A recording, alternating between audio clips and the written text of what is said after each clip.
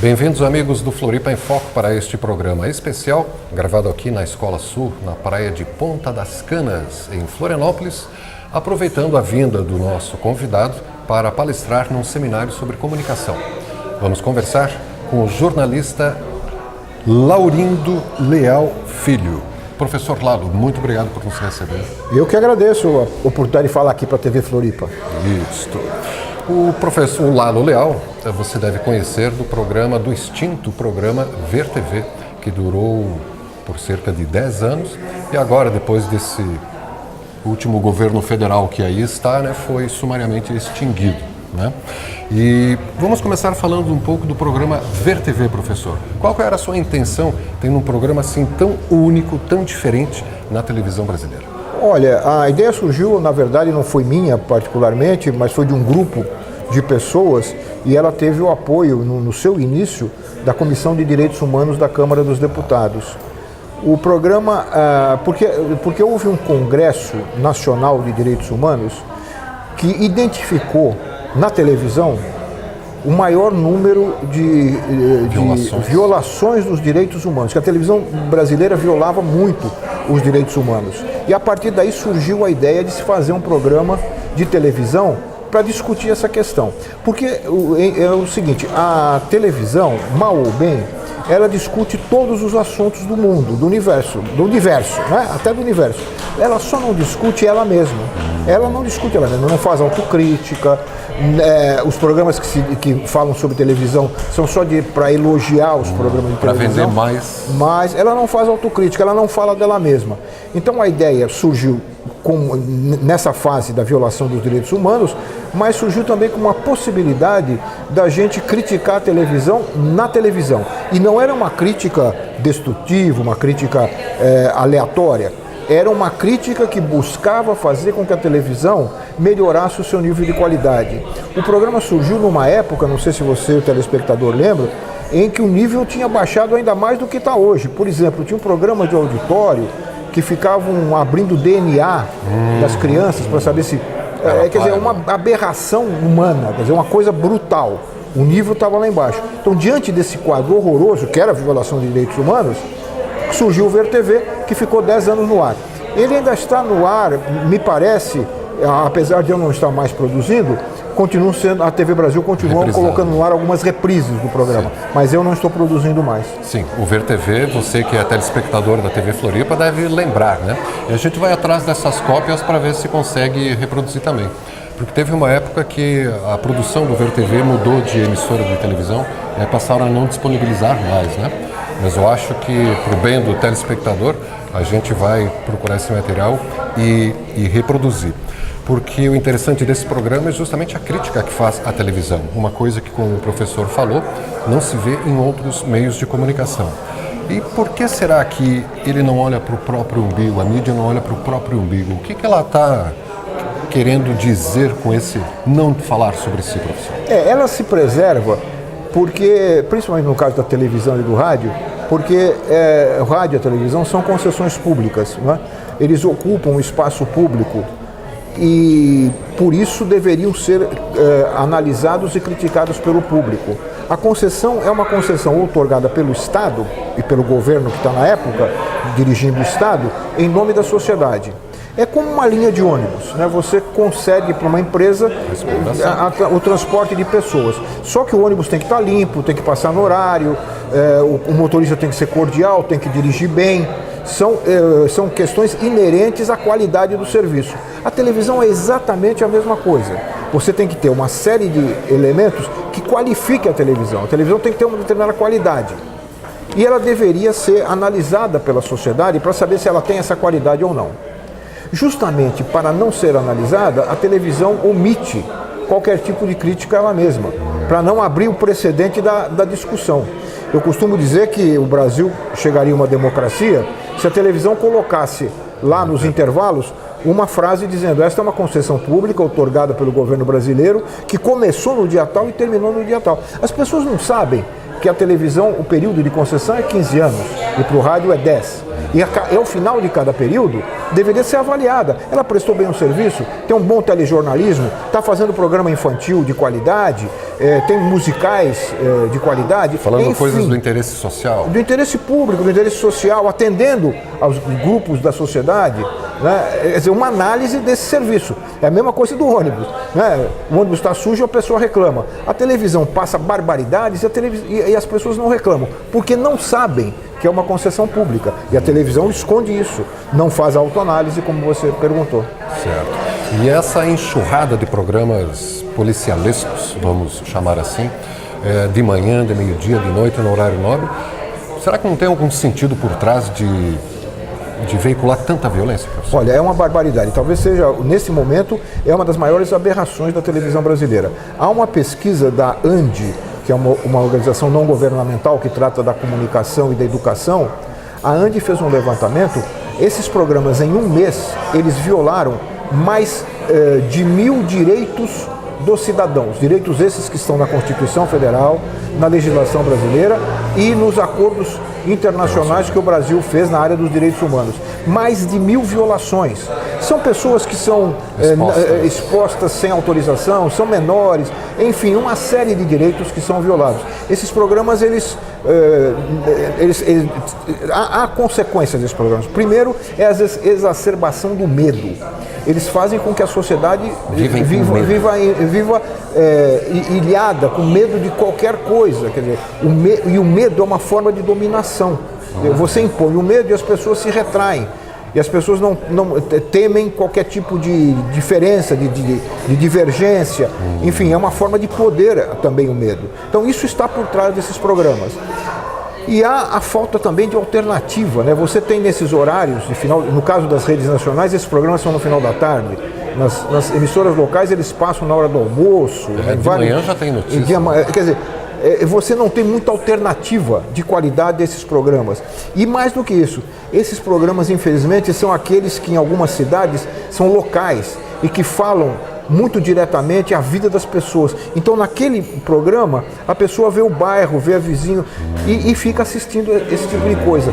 Não há, nas outras emissoras, alternativas a esses programas, alternativas mais ou menos de qualidade, que também falem da vida das pessoas, sem essas barbaridades.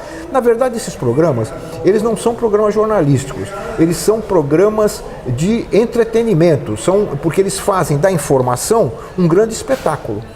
Mas sabe por que eles se dizem jornalísticos?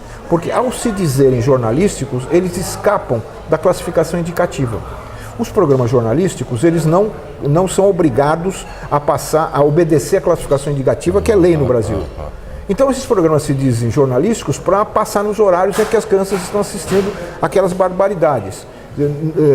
Esses programas, se ainda pudessem ir para o ar, tinham que ir para o ar depois das 10 horas da noite, depois da meia-noite. A barbaridade, o grau de violência, de desprezo com o ser humano que eles apresentam. Então esses programas não visam só uma questão econômica, de financiamento, de patrocínio. Eles têm, eu acho, uma questão que é até mais fundamental, que é a provocação do medo. É uma combinação. Você, claro que tem a questão da audiência, que a audiência gera publicidade. Mas o foco principal mas o foco ideológico, que às vezes nem está às vezes na cabeça do apresentador, mas está em quem edita, em quem cria o programa, é esse. Quanto mais medo, quanto mais terror ele colocar na sociedade, mais a pessoa fica presa diante dele, querendo uma resposta a isso. Ele não dá a resposta, porque a resposta que ele dá é sempre de mais violência. Esse é um dos problemas desse programa. As respostas às questões sociais que são mostradas no programa não são respostas democráticas, né? São respostas através da violência. Quer dizer, o bandido que é apresentado lá, às vezes nem é bandido, ele só pode ser combatido se ele for atacado violentamente pela polícia. A polícia sempre é protegida, a polícia sempre tem um certo respaldo. Então o negócio é promover controle social, não é anunciar. E uma coisa interessante, resgatando o que o professor fez na sua palestra nesse seminário Comunicar e Resistir aqui em Florianópolis, uma coisa interessante foi de que eles não visam só a fazer propaganda, eles querem manter um sistema de consumo. Não é para isso exclusivamente que dá para dizer também, além de provocar medo, não é manter um sistema de consumo inviável, A própria natureza, os meios de produção não comportam mais tanta produção. Mas a comunicação não se presta a fazer isso, manter em pé um sistema de consumo insustentável. Sem dúvida alguma. Quer dizer, um dos pilares do sistema econômico capitalista é a reprodução acelerada do capital, ou seja, você tem que consumir, você tem que mudar de carro todo ano, você tem que mudar de televisor todo ano. O último modelo. O último modelo, as pessoas ficam comparando o iPhone, né, o telefone celular, tem que ter, a cada ano tem um novo modelo. Quer dizer, isso que mantém o sistema de pé, isso faz com que a circulação de mercadorias seja mais rápida. E a sustentação desse processo acelerado de consumo, de reprodução do capital, ele se dá através da propaganda. É a propaganda que vai dizer para você, olha, compra que saiu um novo modelo agora, que é melhor, que é mais, ou então é mais bonito, o carro é mais bonito, etc. E essa publicidade que está na televisão, que está na mídia em geral, é que sustenta todo esse sistema. Se você tirar a publicidade, o sistema vai por água abaixo. Né? Então você tem uma combinação perfeita. O que faz com que a gente tenha que lutar por uma comunicação, até essa pode ser mantida, mas a comunicação alternativa a essa é a comunicação pública. Quer dizer, uma comunicação sem publicidade, uma comunicação que não visa o consumidor, mas visa o cidadão. Que não esteja ali para vender produtos, mas para prestar informação, para elevar a qualidade da cidadania, para a pessoa conseguir viver melhor. Fazer uma melhor leitura do mundo. E a partir da leitura do mundo, ter mais escolhas que lhes convém. Viver melhor em sociedade.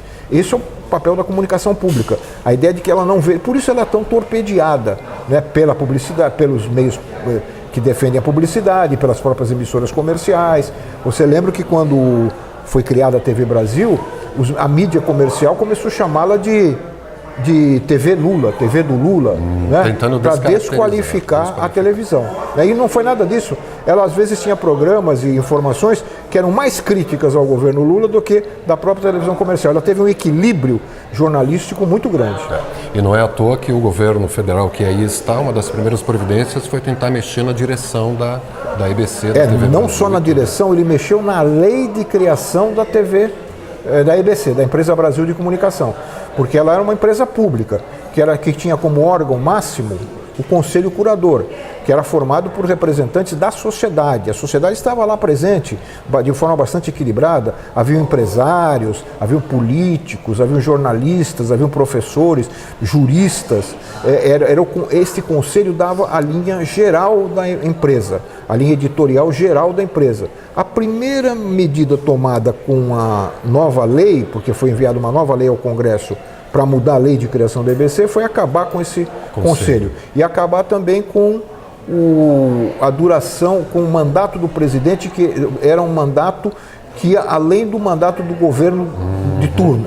Ou seja, você tinha um presidente da República que não podia mandar, ao ser eleito, ele não podia mandar embora o presidente da EBC que tinha sido nomeado pelo presidente da República anterior, justamente para não haver essa imposição do governo sobre a emissora.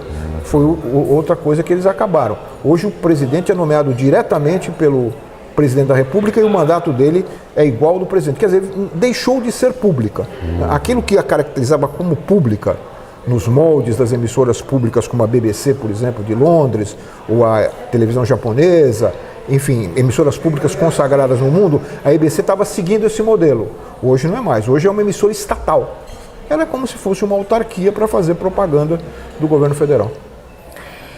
Estamos aqui num Floripa em Foco especial na Escola Sul, na Praia de Ponta das Canas, em Florianópolis, conversando com o professor Lalo Leal Filho, que é professor aposentado pela USP e pela...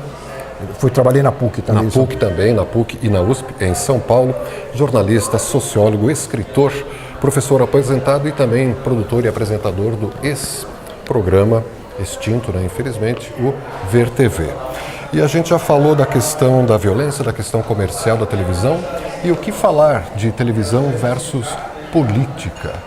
Os meios de comunicação tradicionais hoje aqui no Brasil, será que estão tendo uma postura, é uma provocação, lógico, professor, mas será que estão tendo uma postura isenta junto à política brasileira? Não, eu acho que é óbvio que não, né? Basta ver o último exemplo da greve geral do dia 28 de abril, quando a Rede Globo de televisão, que é aquela que atinge todo o público. Tem a maior audiência no país. A maior audiência no país, praticamente da linha editorial para muitos outros veículos que seguem essa orientação. A Rede Globo, no dia anterior à greve geral, no seu jornal mais importante, que é o Jornal Nacional, não soltou uma palavra sobre a greve geral, que era o maior acontecimento que ia ocorrer no país no dia seguinte. Nem para informar o cidadão de que ia ter menos ônibus, que as crianças não podiam ir para a escola, nem para prestar serviço, que é uma obrigação constitucional, prestar serviço de informação. A Rede Globo, naquele momento, ela feriu a Constituição brasileira. A Constituição diz que não deve haver censura e que as emissoras devem ter prioridade informativa, educativa e cultural.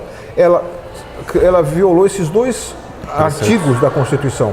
Ela censurou uma notícia importante, que era a greve geral, que não podia ser censurar, um acontecimento abrangente, de nível nacional, de grande importância, censurou e, ao mesmo tempo, não deu a informação. Quer dizer, então, não deu a informação. Então, ela violou esses dois artigos da Constituição.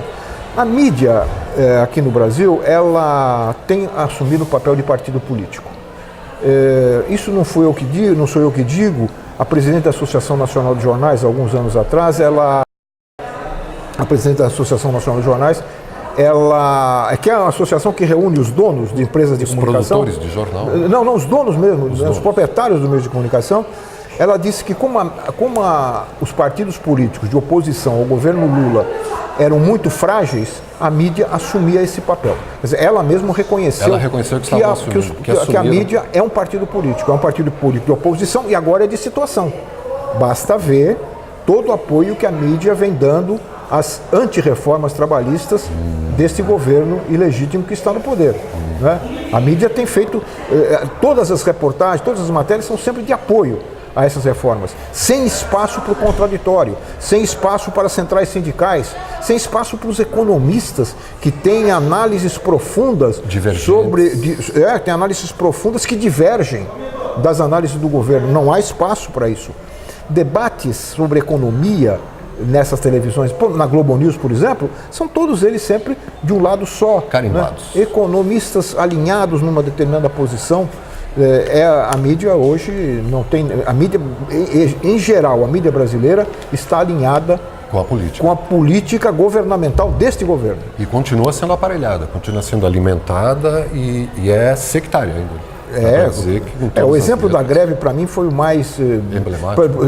Eu falei do dia anterior, mas no dia posterior também. As notícias sobre a greve, no dia posterior à greve, ou na noite da greve, e os jornais impressos no dia seguinte à greve, ressaltavam o quê? Não ressaltavam a reivindicação dos trabalhadores, o que os trabalhadores queriam com a greve. Ressaltavam algumas cenas de violência, ressaltavam o trânsito congestionado, ou a falta de ônibus para as pessoas que queriam ir ao trabalho. A palavra é sectário mesmo, quer dizer, uma visão sectária da sociedade brasileira, né? Contra todos os direitos trabalhistas, direitos sociais. Nós estamos vivendo uma fase muito difícil, porque o contraditório não aparece na mídia e por isso tem muita dificuldade de chegar à sociedade, de chegar ao cidadão, que acaba repetindo o que a mídia, muitos acabam repetindo o que a mídia fala. Muito bem. E juntando essa questão da questão econômica, né, que esse sistema consumista se mantém em cima da propaganda, da produção do medo, do controle político, não dá para dizer até que a imprensa, a mídia, cumpre um papel até muito maior de controle não só econômico, mas emocional, ideológico em cima do cidadão? Não é através da mídia que se dá um controle absoluto sobre a população? Olha, no caso da mídia brasileira, eu posso dizer que sim, no caso da mídia brasileira, porque principalmente a televisão, que está em 95% dos lares brasileiros... Tem uma penetração tão abrangente. Pois é, e as pesquisas mostram que as pessoas se informam pela televisão, a grande maioria, 90%, se informam pela televisão. A televisão, ela faz com que os cidadãos, as cidadãs, elas acabem optando ou consumindo determinados hábitos, determinados valores, determinados gostos, quase que imperceptivelmente. Sabe que uma coisa meio subreptícia? Subliminar. Você assiste a novela, gosta do vestido que a atriz mostra, as relações são relações que são até reproduzidas pelas pessoas no seu cotidiano. Então, a mídia tem um papel muito grande para homogeneizar gostos, valores, hábitos. É sem dúvida alguma vai muito além. Esse papel da mídia vai muito além da questão da notícia, da informação. Pega o cidadão ali no seu dia a dia, no seu cotidiano.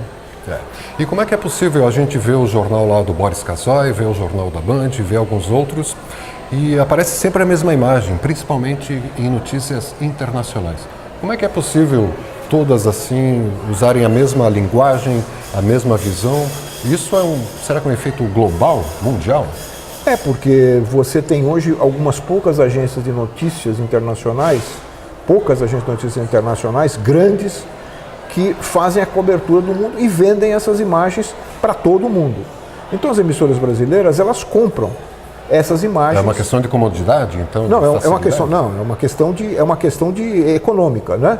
Porque é muito mais barato você comprar a imagem da agência de notícia do que ter lá uma equipe com repórter, cinegrafista. Embora a Globo tenha alguns escritórios internacionais, muitas dessas matérias são ilustradas, você falou das imagens iguais, são ilustradas com imagens produzidas por essas agências internacionais de notícia, que são poucas e que também recortam o mundo de acordo com os interesses delas, né? Recortam o mundo de acordo com os interesses dela. Professor, e para finalizarmos esse bate-papo, o que a gente pode dizer para o telespectador, para o internauta, para que ele fique atento e comece a ver como de fato a mídia é construída? O que a gente pode passar para uma pessoa para ela ficar mais atenta à mídia? Olha, tem que comparar com a realidade. Eu acho que a greve foi um bom exemplo. Vou voltar à greve para encerrar. A greve foi um bom exemplo. Apesar de toda essa campanha da mídia, a greve foi um sucesso, a greve geral foi um sucesso. O que prova que em determinados momentos a realidade, o cotidiano da pessoa é tão forte que não há mídia que destrua essa sua visão do cotidiano. No caso da greve, as reformas antitrabalhistas do governo Temer, né, a questão da aposentadoria principalmente, né, as modificações na legislação trabalhista, afetam de uma forma tão forte o trabalhador, o cidadão, que não há Rede Globo que consiga combatê-lo. Mas isso é exceção. No cotidiano não é assim. A greve foi uma exceção. Então eu acho que essa exceção pode servir de exemplo para responder a tua pergunta. O que fazer? O que fazer é prestar atenção se aquilo que eles falam tem correspondência na realidade. Se aquilo que eles falam é compatível com o cotidiano das pessoas. Eu acho que não há outra alternativa, porque infelizmente nós não temos na mídia brasileira alternativas para você fazer o contraponto. Então o cidadão tem que ir, ele, pessoalmente e individualmente, em busca dessas contradições da própria mídia. Eu acho que ele consegue fazer, em casos gravíssimos como o da greve, ele conseguiu fazer. Até porque a informação não é um produto que você repõe. Terminou o sabonete e você põe outro, não é só uma reposição. Ela guarda um resíduo. Sim, para a vida toda. Para a vida toda, né? Para a vida toda. Muitas vezes para a vida toda. Então, cuidado, né, você telespectador, com o que você consome, né? Pode estar consumindo lixo ou até material tóxico. Né? Exatamente, às vezes muito tóxico. Muito tóxico. Muito obrigado pelo bate-papo, professor. Né? Muito obrigado a vocês, muito obrigado ao telespectador. E obrigado você, telespectador do Floripa em Foco. Reveja esse bate-papo com o professor Lalo Leal Filho, daqui a pouco a partir das 22 horas, aqui mesmo na TV Floripa, a TV que você vê, ouve e sente a diferença.